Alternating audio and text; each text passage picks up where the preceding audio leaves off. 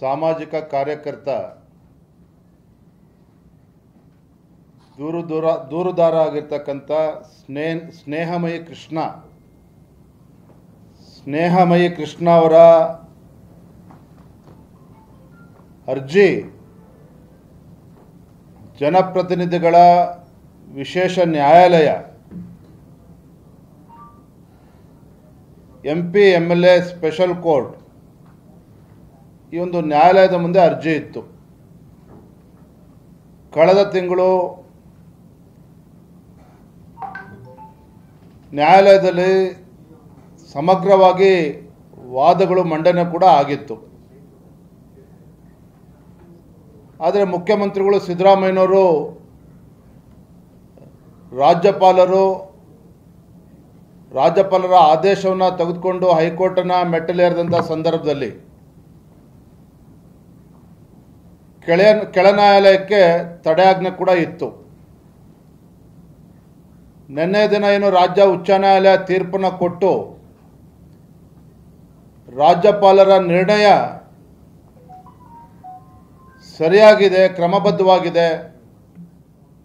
ಮೈಸೂರಿನ ಮೂಡ ಹಗರಣದಲ್ಲಿ ರಾಜ್ಯಪಾಲರ ಒಂದು ಆದೇಶ ಕ್ರಮಬದ್ಧವಾಗಿದೆ, ತನಿಖೆ ಆಗಬೇಕು ಅನ್ನುವ ವಿಚಾರವನ್ನು ನಿನ್ನೆ ರಾಜ್ಯ ಉಚ್ಚ ನ್ಯಾಯಾಲಯ ನೀಡಿತ್ತು.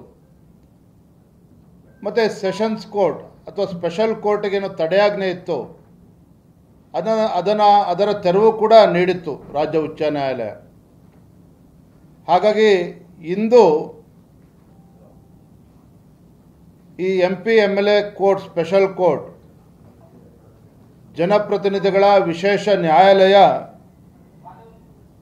ಮೈಸೂರಿನ ಮೂಡ ಪ್ರಕರಣದಲ್ಲಿ ಒಂದು ಮಹತ್ತರವಾಗಿರ್ತಕ್ಕಂಥ ಆದೇಶವನ್ನು ತೀರ್ಪನ್ನು ಇವತ್ತು ನೀಡಿದೆ. ಆ ತೀರ್ಪಿನ ಅನ್ವಯ ಮೈಸೂರಿನ ಮೂಡ ಹಗರಣದಲ್ಲಿ ಸಾಕಷ್ಟು ಏನು ಮುಖ್ಯಮಂತ್ರಿಗಳ ಕುಟುಂಬಕ್ಕೆ ಸಿಕ್ಕಿರ್ತಕ್ಕಂಥ 56 ಕೋಟಿ ರೂಪಾಯಿ ಬೆಲೆ ಬಾಳ್ತಕ್ಕಂಥ ನಿವೇಶನಗಳು, 14 ನಿವೇಶನಗಳು, ಇದರಲ್ಲಿ ಸಾಕಷ್ಟು ಅಕ್ರಮಗಳು ನಡೆದಿದೆ.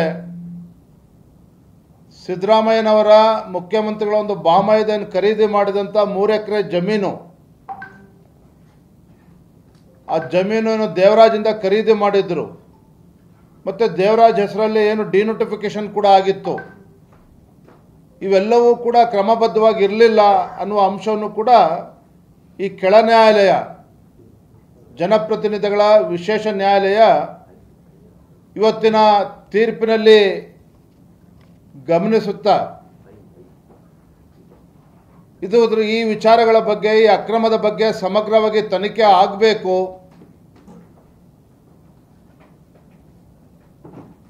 ಮೈಸೂರಿನ ಲೋಕಾಯುಕ್ತ